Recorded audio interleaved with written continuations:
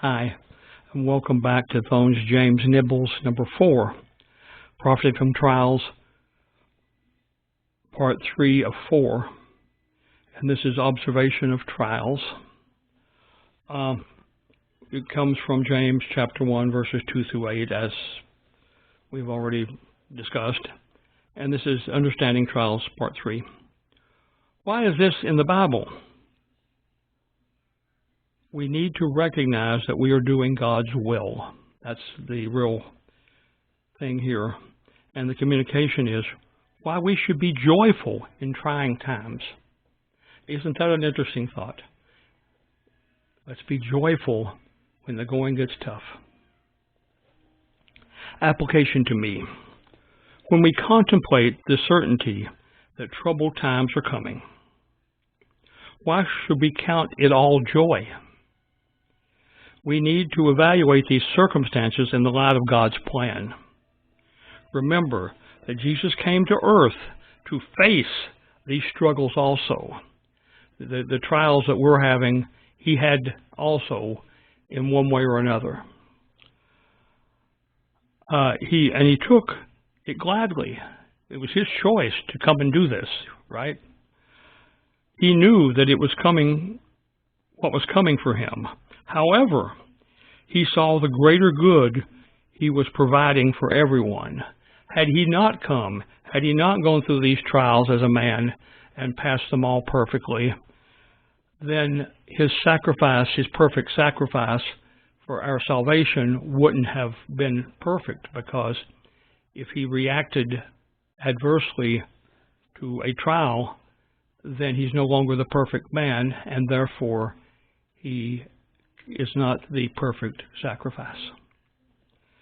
We must similarly look at the bigger picture of the privilege of seeing salvations as a result of our witness. This is the reason we have joy. Not because of the trial, but understanding that the unpleasant attacks are a clear sign of the effectiveness of our witness. Our declaring the gospel, our reaching the unchurched. And you see, that's why we have joy. We have joy because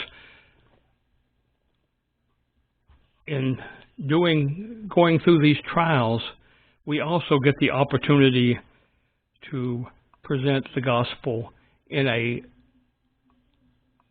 obvious, a understandable, and a believable fashion to others.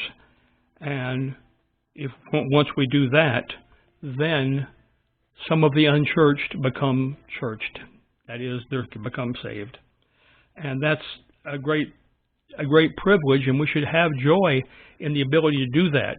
And sometimes we don't know if it succeeded or not. That's the point. I mean, sometimes someone comes, and you know that they immediately, have accepted it and have become saved and all that. But often we don't know, because it takes several times. I've read in places where 7 or 8 different instances are necessary before a person is likely to be converted. And, so we may be number 6, and so that we never see number 7, which is the one that it actually happens at.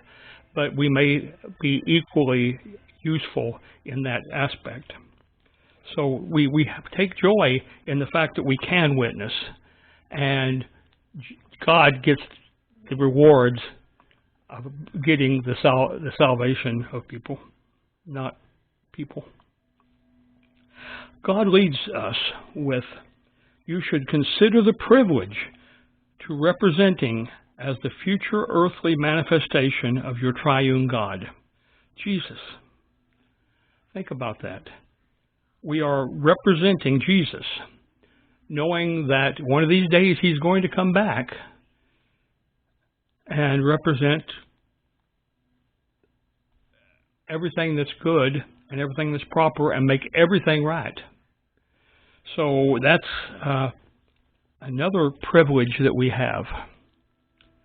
My response, Lord, thank you for this great opportunity to go out, to represent, to teach, and then to disciple those who have surrendered to follow you.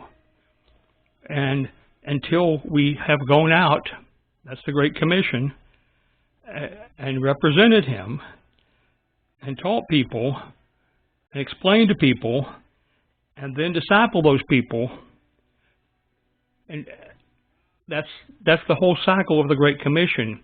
You start out as a disciple of someone else, you go out, you witness to others, some people convert, you disciple them, and then once they are ready to be disciples themselves, to be teachers themselves, then you start fresh. And there's just a cycle there in the Great Commission, and I think that's wonderful the way that works out, because we can all do what God wants us to do that way. We'll talk to you next time.